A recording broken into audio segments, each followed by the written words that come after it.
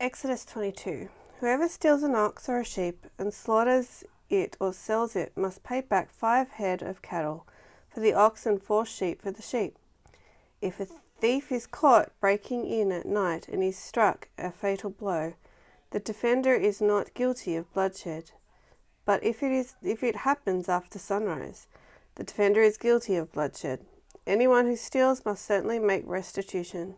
But if they have nothing, they must be sold to pay for their theft. If the stolen animal is found alive in their possession, whether ox or donkey or sheep, they must pay back double. If anyone grazes their livestock in a field or vineyard and lets them stray and they graze in someone else's field, the offender must make restitution for the best of their own field or vineyard. If a fire breaks out and spreads into the thorn bushes so that it burns shocks of grain or standing grain or the whole field, the one who started the fire must make restitution. If anyone gives the neighbor silver or gold or goods for safe keeping, they are stolen from the neighbor's house, the thief is caught, must pay back double. But if the thief is not found, the owner of the house must appear before the judges, and they must determine whether the owner of the house has laid hands on the other person's property. In all cases of illegal possession of an ox or donkey, a sheep, a garment, or any other lost property about which somebody says, "This is mine," both parties are to bring their cases before the judges. The one whom the judges declares guilty must pay back double to the other. If anyone gives a donkey, an ox, a sheep, or another animal to their neighbor for safekeeping, and it dies and it's injured, or it's taken a while no one is looking, the issue between them will be settled by taking an oath before the Lord that the neighbor did not lay hands on the other person's property. The owner is to accept this, and no restitution is required. But if the animal was stolen from the neighbor, restitution must be made to the owner. If it was torn to pieces by a wild animal, the neighbor shall bring in the remains as evidence and shall not be required to pay for the torn animal.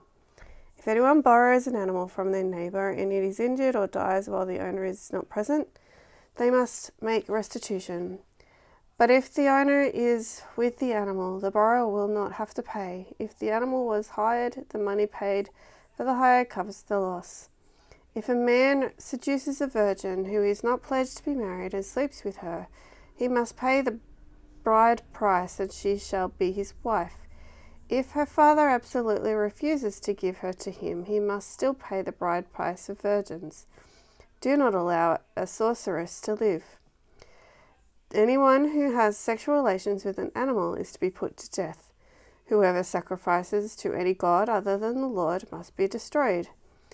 Do not mistreat or oppress a foreigner, for you were foreigners in Egypt. Do not take advantage of the widow or the fatherless. If you do, and they cry out to me, I will certainly hear their cry. My anger will be aroused, and I will kill you with the sword. Your wives will become widows, and your children fatherless. If you lend money to one of my people among you who is needy, do not treat it like a business deal. Charge no interest.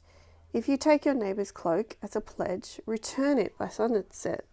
Because that cloak is the only covering your neighbor has, what else can they sleep in?